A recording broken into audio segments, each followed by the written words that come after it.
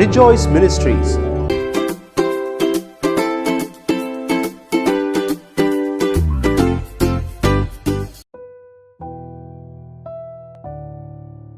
கர்த்தருடைய பரிசுத்த நாமத்துக்கு மகிமை உண்டாகட்டும். இந்த அருமையான ஓய்வு நாளிலே அவருடைய வார்த்தையை தியானிக்கும்படி கொடுத்த ஸ்லாக்கியத்துக்காக நாம் கர்த்தரை ஸ்தோத்தரிப்போம்.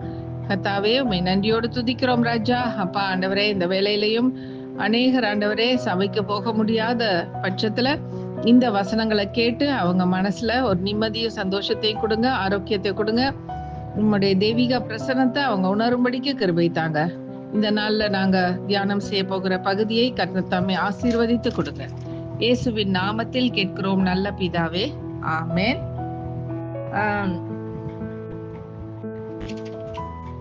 மத்தேயு 27வது அதிகாரத்துல 54வது வசனம் பாருங்க. 100க்கு அதிபதியும் அவனோட கூட இயேசுவை காவல் காத்திருந்தவர்களும் பூமி அதிர்ச்சியையும் சம்பவித்த காரியங்களையும் கண்டு மிகவும் பயந்து, மெய்யாகவே இவர் தேவனுடைய குமாரன் என்றார்கள். மெய்யாகவே இவர் தேவனுடைய குமாரன். அப்ப ஆண்டவராகிய இயேசுவை நம்ம யோசித்து பார்க்கும் பொழுது, அவர் அந்த சிலுவை பாடுகளை அனுபவிக்கும் பொழுது, அவர் அந்த சிலுவையிலே மரித்த பொழுது நடந்த சம்பவங்களை இந்த இடத்துல பாக்குறோம். அப்ப என்ன நடக்குதுன்னா, பூமி அதிர்ச்சி உண்டாகுது. சுத்தி வர ஒரே பிரச்சனையா இருக்கு. எல்லாரும் இங்கே அங்கே ஓடுறாங்க. ஒரு இருள் சூழ்ந்து இருக்குது. அப்ப அந்த 100க்கு அதிபதியும் அவனோட இருந்த காவல்காரர்களும் என்ன பாக்குறாங்கன்னா, அவங்க வாயை திறந்து சொல்றாங்க, மெய்யாகவே இவர் தேவனுடைய குமாரன் தான். இவ்வளவு நேரமும் நாங்க அறியாம இருந்தோம். இவ்வளவு காலமும் அவரை அடிச்சு கொடுமைப்படுத்துற வேலையெல்லாம் எங்க கையில கொடுத்தாங்க. எல்லாத்தையும் செஞ்சு முடிவு வரும் பொழுதுதான் அவர் உண்மையிலே யாருங்கிறது தெரியுது. மெய்யாகவே இவர் தேவனுடைய குமாரன் என்றார்கள்.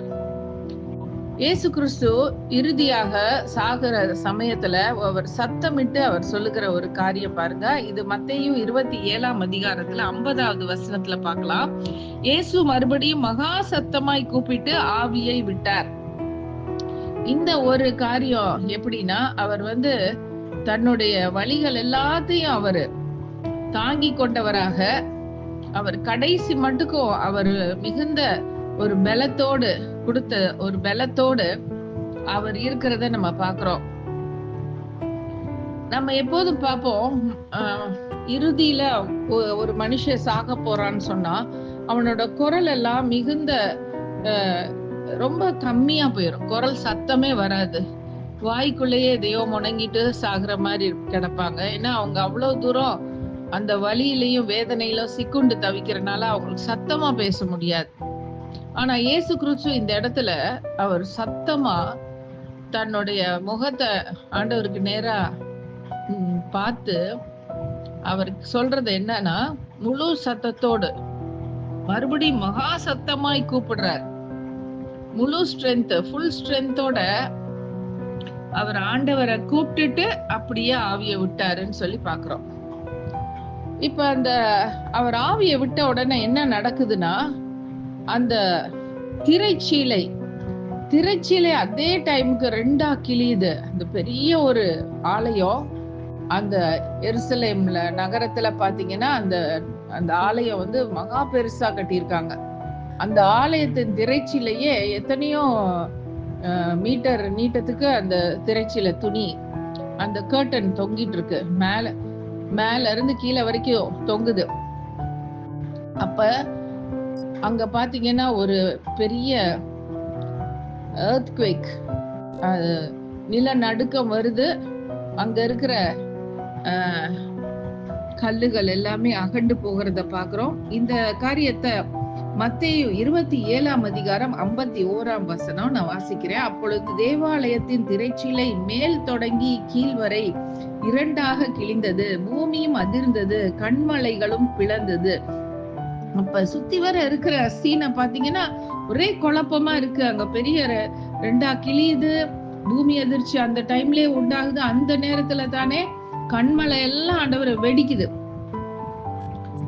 அப்ப இத பார்க்கும்போது ரொம்ப ஆச்சரியமா இருக்கு. அது தேவகுமாரன் மனுஷர்களுக்காக தன்னுடைய ஜீவனை கொடுத்த ஒரு நேரம் அது. இத நம்ம இன்னும் கொஞ்சம் பார்க்கலாம். யோவான் புஸ்தகம் சுவிசேஷ நூல்ல 2ஆம் அதிகாரம் 19ஆம் வசனத்துல என்ன போட்டிருக்குன்னா, இயேசு அவர்களுக்கு பிரதியுத்தரமாக, இந்த ஆலயத்தை இடித்து போடுங்கள், 3 நாளைக்குள்ளே இதை எழுப்புவேன் என்றார். அத குறிச்சு இப்ப நம்ம பார்க்கலாம். 3 நாள்ல எழுப்புவேன்னு சொல்லி ஆண்டவர் அந்த யூதர்கள் மத்தியில சொல்லியிருந்தாரு. ஆண்டவர் தன்னுடைய சரீரத்தை ஆலயமாக நினைச்சு சொன்னார். அவர் தன்னுடைய ஆவியை அவர் விடும் பொழுது அந்த ஆலயமானது அதே மாதிரிதான் அது நொறுங்கி போனது போல இடம் விட்டுருச்சு.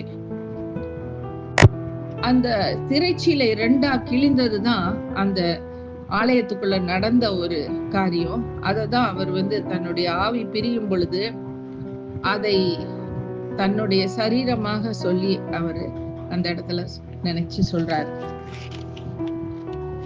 இந்த நிலநடுக்கம் எதை குறிச்சு சொல்லப்பட்டிருக்குன்னு சொன்னா, இந்த சாத்தானுடைய மிகப்பெரிய தந்திரம், மிகப்பெரிய ஒரு அடின்னு சொன்னா அது அந்த நேரத்துலதான். அந்த கண்மலையெல்லாம் வெடிக்குது பாருங்களேன், அது கர்த்தருடைய சரீரத்தை பீஸ் ஆக்கிட்டாங்கல்ல, நல்லா அடிச்சு நொறுக்கிட்டாங்க பாத்தீங்களா. அந்த மனுஷர்கள் செய்த பாவங்களை நிமித்தம் ஆண்டவராகிய இயேசுடைய சரீரம் கண்மலை உடைஞ்சி நொறுங்கினது போல அடிச்சு நொறுக்கி இருந்தாங்க. பவுல் அப்போஸ்தலன் சொல்றாரு, 1 கொரிந்தியர் 10ஆம் அதிகாரம் 4ஆம் வசனத்தை எடுத்து பார்க்கலாம். 1 கொரிந்தியர் 10:4, எல்லாரும் ஒரே ஞானபானத்தை குடித்தார்கள், எப்படி எனில் அவர்களோட கூட சென்ற ஞான கண்மலையின் தண்ணீரை குடித்தார்கள், அந்த கண்மலை கிறிஸ்துவே. இடத்துல கண்மலை கிறிஸ்துன்னு சொல்லியிருக்கு. அந்த கிறிஸ்துவோடைய அந்த சரீரம் பிக்கப்படுகிற அந்த நேரம் தான் அந்த கண்மலை உடைகிறதுக்கும் ஈக்குவலா நம்ம பார்க்கலாம். ஆண்டவருடைய இந்த மரணம் நம்மளுடைய இருதயம், கடினப்பட்ட கல்லு மாதிரி இருக்கக்கூடிய இருதயங்கள் நொறுங்கும்படிக்கு அவர் தன்னை தாமே சிலுவையில் பலியானார் சொல்லி பார்க்கலாம். இன்னும் சில காரியங்களை பார்க்க போறோம். அந்த கல்லறைகள் ஓபன் ஆச்சு. அடுத்து பாருங்க, மத்தேயு 27 திருப்பி போலாம். 52வது வசனத்துல அவர் உயிர் தெழுந்த 52ல கல்லறைகளும் திறந்தது, நித்திரை அடைந்திருந்த அநேக பரிசுத்தவான்களுடைய சரீரங்களும் எழுந்திருந்தது. இது எல்லாருக்குமே ஒரு பயத்தை ரொம்பவே உண்டு பண்ணும் பாருங்க. கல்லறையெல்லாம் டக்கு டக்குன்னு திறக்குது, நித்திரை அடைந்த பரிசுத்தவான்கள்லாம் அப்படி எழும்புறாங்க, சரீரங்களோடு எழும்புறாங்க. இப்ப புதைச்சி எத்தனையோ வருஷத்துக்கு முன்னாடி புதைச்சிருப்பாங்க, வெறும் எலும்பு கூட தான் இருக்கணும் உண்மையிலே அந்த கல்லறைகளுக்குள்ள. ஆனா கல்லறை நகண்டு, அந்த கல்லு நகண்டு உள்ள இருந்து பரிசுத்தவான்கள் சரீரங்களோடு கூட எழும்புற ஒரு அதிசயம் நடக்குது இந்த இடத்துல. ஆண்டவருடைய அந்த மரணத்துக்கு இந்த இடத்துல என்ன அர்த்தம் ஆகுதுன்னா, அவர் மரணத்தை வென்று விட்டார். மரணத்தை வென்றதுனாலதான் பரிசுத்தவான்கள்லாம் உயிரோட எழும்புறாங்க. அவங்க அந்த உயிரோட எழும்புற ஒரு காரியமே மரணமே உன் கூர் எங்கே, பாதாளமே உன் ஜெயம் எங்கே சொல்லி கேக்குற அந்த கேள்விக்கு பதிலா இருக்கு. 1 கொரிந்தியர் 15:55 இந்த வசனம் இருக்கு. மரணமே உன் கூர் எங்கே, பாதாளமே உன் ஜெயம் எங்கே. இன்னும் ஒரு காரியம் பார்க்கலாம். இந்த ரோமர் அதிபதி இருக்கிறார்ல, அந்த 100க்கு அதிபதி, அவரும் அவருடைய ஜனங்களும், அவருடைய டீம், அவருடைய சோல்ஜர்ஸ் எல்லாருமே இப்படிப்பட்ட பயங்கரமான காரியங்கள் ஆண்டவராகிய இயேசு மரித்த பொழுது நடந்ததை வச்சுட்டு அவர் என்ன சொல்றாருங்கிறத பார்க்கலாம். மத்தேயு 27:54, இவர் மெய்யாகவே தேவனுடைய குமாரன், இவர் மெய்யாகவே தேவனுடைய குமாரன். அப்ப இதுல என்ன புலப்படுதுன்னா, இந்த ரோம அதிபதி அவர் ரோமர் தான். அவர் ஆண்டவரை அறியாத ஒரு மனுஷன். ஆனாலும் கூட அவருக்கு என்ன நடக்குதுன்னா, அந்த முழு விக்டரி, அதாவது முழுமையாக ஆண்டவராகிய இயேசு இந்த மரணத்துல அவர் ஜெயம் கொண்டத நம்ம பார்க்கிறோம். நம்ம ஆண்டவருடைய அவருடைய சமாதானத்தினால அவர் நமக்கு ஒரு சமாதானம், ஒரு சந்தோஷம், ஆரோக்கியம் நம்மளுக்கு கொடுத்தாருன்னா, அவருடைய அந்த ஒரு இரக்கத்தினாலதான் அவர் நமக்கு கொடுத்தாரு. அவரை நம்ம விசுவாசிக்கிறோம், அவர் நமக்கு இரக்கப்பட்டு கொடுக்கிறார். ஆனா அதே சமயத்துல நம்ம அவருடைய அந்த மரணத்திலையும் அந்த உயிர்த்தெழுதலையும் பங்காளியா நம்ம ஆயிடுறோம். கர்த்தருக்கு மகிமை உண்டாகட்டும். இந்த ஒரு காரியம் நடக்கிறத அவங்க கண்ணூட பார்த்தவங்க எல்லாருமே தொடப்பட்டு கர்த்தராகிய இயேசுடைய அந்த வல்லமையில அவங்க பிடிபட்டவர்களாக அவங்க எல்லாருமே ஆண்டவருடைய பிள்ளைகளா மாறுறத நம்ம பாக்குறோம். எல்லாருமே அவங்க இருதயத்துல இவர்தான் தெய்வம் அப்படின்னு சொன்ன மாத்திரத்திலேயே அவங்க எல்லாருமே ரட்சிக்கப்படுறாங்க. இன்னைக்கு எத்தனை பேரு ஆண்டவருடைய இந்த வல்லமையுள்ள உயிர்த்தெழுதலின் ஆவியை பெற்றிருக்கிறோம்? இந்த உயிர்த்தெழுந்த இயேசு கிறிஸ்துவோடைய அவருடைய அந்த வல்லமைய நம்ம உணர்ந்திருக்கிறோமா? நம்ம வாழ்க்கையில அறிந்திருக்கிறோமா? இதை நம்ம மற்றவங்கள் கிட்ட பகிர்ந்து கொள்கிறோமா? இயேசுவே மெய்யான தெய்வம் என்கிறதை நாம் சொல்லுகிறோமா?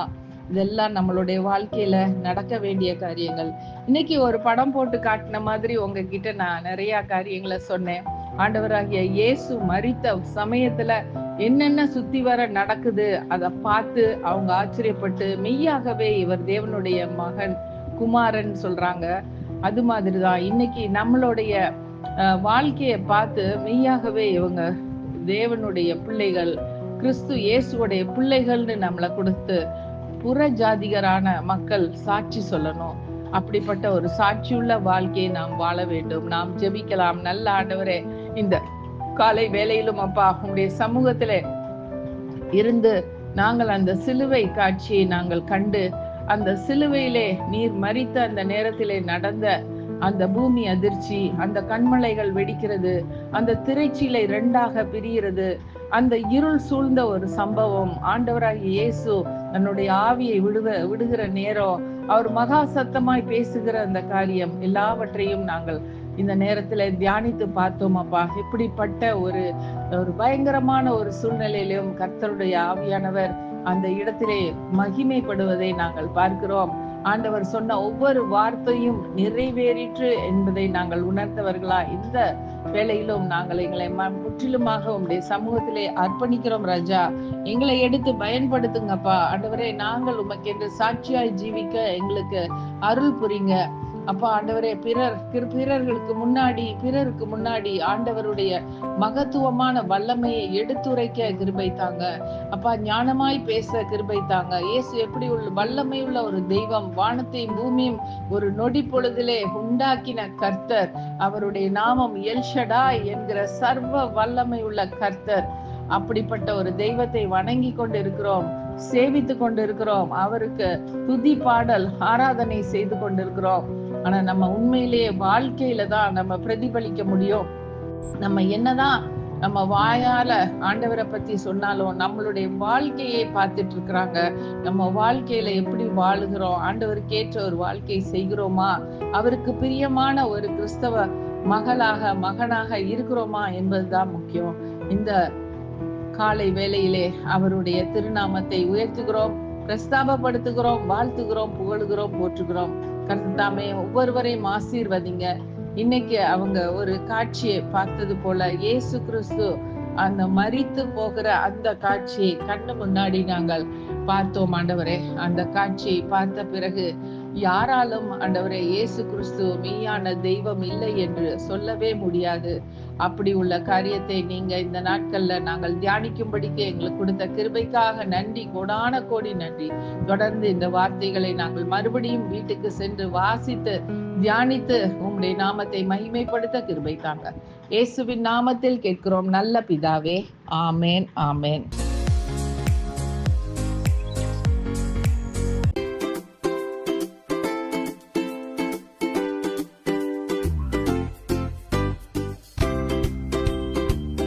மேலும் எங்களை தொடர்பு கொள்ள Rejoice Ministries, evangelist doctor Daphne Joseph, cell 9171100011. கர்த்தர் தாமே உங்கள் ஒவ்வொருவரையும் ஆசீர்வதித்து காப்பாராக. ஆமென்.